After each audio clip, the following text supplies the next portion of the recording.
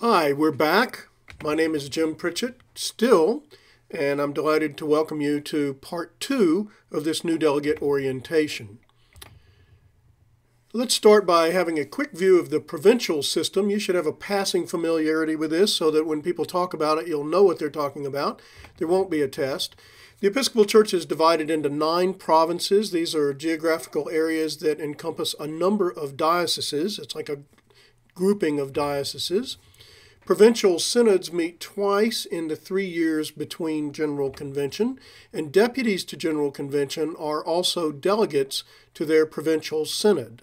So we are in Province 4, and as you can see, there's our map of Province 4, which encompasses 20 dioceses in the southeast United States, and we will have our provincial synod in June of 2011, and then again in 2012 before we go to General Convention. Now, a quick guide to some of the convention basics. The bishop is the regular presiding officer of convention. Convention uses rules of order, and that is mostly on Saturday when we have votes. You'll get the convention edition of the Highland Episcopalian, and you'll probably get that at home before you come, but you'll also have a copy of it in your packet. And you will get, when you sign up, you'll get when you register, you'll get a packet and a schedule. So don't worry about trying to remember all of this stuff. It's going to be in there. Thursday night, we're going to gather in the gymnasium at 7 to call the convention to order and to sing. We're going to have a great time singing, I think.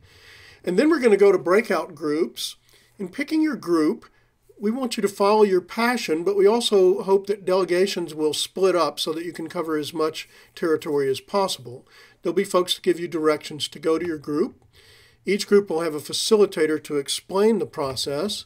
And here is a list of the groups: support for small parishes and congregational vitality, teaching and spirituality for youth, children, and adults, stewardship financial, stewardship time, talent, care of the earth, anything else related to stewardship, connecting people, communications, youth and Camp Henry, college and young adults, justice and outreach.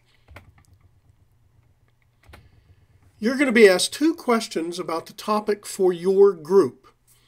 First, list 1 or more successes you've seen in your parish or the diocese around your topic in the last few years. What has worked well? And second, if money were no object, what would you like to see happen in your congregation or in the diocese in the future? Dream as God dreams. Now, discuss with your delegation where you're going so that you cover as much territory as possible, and be thinking of your answers before you get there. We need you to do that, first of all, because we want you to have comprehensive answers, so you want to check with your vestry and people active in your parish. And we also don't have enough time for us all to spend 30 minutes thinking up answers to these questions. For the second question, the dream as God dreams, go beyond we can't or we don't have and dream of God's kingdom. If we can't imagine it, we can't move toward it. Now, in thinking of your dreaming questions, you might want to review the diocesan strategic plan to get grist for the mill. That's probably a good thing for new delegates to do anyway. To do that, you can go to our website, diocesewnc.org, then go to News, then to Strategic Plan, and you'll find a PowerPoint that was presented to Convention last year.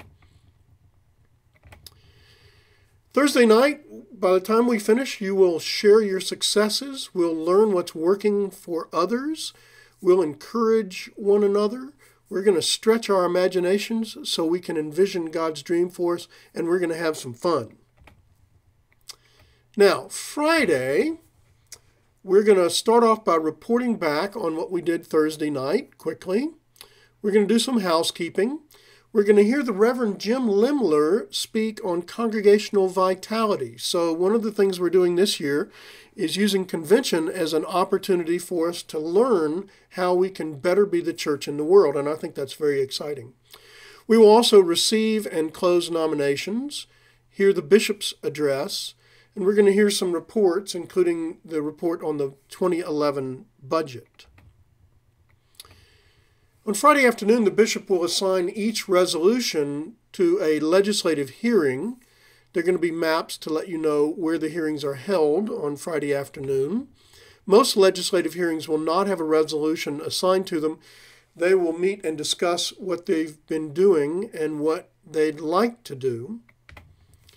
So you should go where you are interested, and again, we suggest that delegations split up to cover as much territory as possible. If a committee has a resolution assigned to it, it will discuss the resolution and vote on whether to recommend that it be adopted, adopted with amendment, rejected, or tabled. The committee's recommendation will be made to convention as a report on Saturday. Now on Saturday, the rules do become important. So why do we have rules at all? Well, you need rules in order to have a godly, respectful conversation in a large group. We also need rules so that we have an orderly dispatch of business, and we want to be good stewards of your time, and rules help us to do that.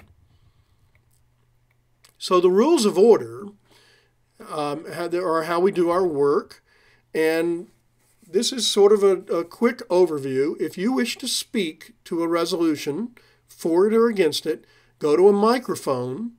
When called upon, state your name and your parish. So you would say Sally Edwards from St. Swithin's in the Swamp, and address the chair, the bishop, not another delegate. Confine your comments to the resolution being debated, so please try to stay on topic. And you can see the resolutions that we'll vote on in the Highland Episcopalian or on our website. Now, we will vote on resolutions, and there are different ways that we do this, both resolutions and some elections. Sometimes we have voice votes. Sometimes we have card votes, and if you're a new delegate, it's helpful to know that in your packet you're going to have a red card and a green card, and when we start voting you need to have those handy because it's easy to miss a vote because you're looking for your cards. So you want to have those handy, and you'll raise a green card to vote aye and a red card to vote nay. Sometimes we have tellers counting votes, in which case to vote yes for a resolution you would stand and the tellers will count the folks. Or you'll hold your card up and the tellers will count. There is a procedure for voting by orders, which means the priests and deacons vote separately from the laity, and for a resolution to pass, it has to have a majority in both the priests and deacons and the laity, and that requires 5 delegates to request that. Some general observations. Convention, I hope, will not be as confusing as this presentation is. You'll see it's not hard once you get there. No one gets it all right, especially the first time. It's important to listen carefully and feel free to ask questions. Have fun. You're going to learn about your brothers and sisters in Christ and our shared mission. Convention is a great mixture of legislative session, family reunion, and county fair. We are not here to model Congress. We do not get contentious with each other. We are always respectful with each other. Our process is enveloped in prayer. We remember that Jesus commanded us to love one another, and we remember our baptismal covenant, that we respect the dignity of every human being. And I have not seen any indication in our conventions of anyone being disrespectful, even when there are difficult issues to deal with.